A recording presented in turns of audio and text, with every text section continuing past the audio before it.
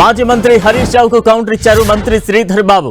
Future సిటీని అడ్డుకునేందుకు BRS కుట్ర చేస్తోందని, ఎక్కడ అభివృద్ధి జరుగుతుంటే అక్కడ అడ్డుపడుతున్నారంటూ విమర్శించారు.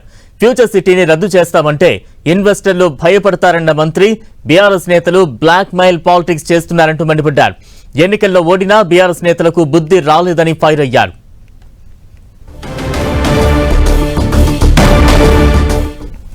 ఈ రాష్ట్రాన్ని అభివృద్ధి చెందాలా వద్దా, ఓ కార్యాచరణ తీసుకెళ్లాలని ముందుకు పోవాలని ఉందా లేదా, మీకుందా లేదా, మీ పార్టీకి ఉందా లేదా అని అడుగుతా ఉన్నాం. నేను అడుగుతా ఉన్నాం, ఇట్లాంటి చీప్ పాలిటిక్స్ చేయొద్దు.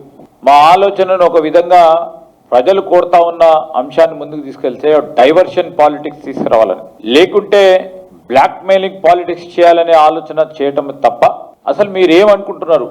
రాష్ట్ర ప్రయోజనాలను దృష్టిలో పెట్టుకోకుండా ఎక్కడ అభివృద్ధి చేస్తే అక్కడ ఆపుతామని మాట్లాడుతూ ఉన్నారు.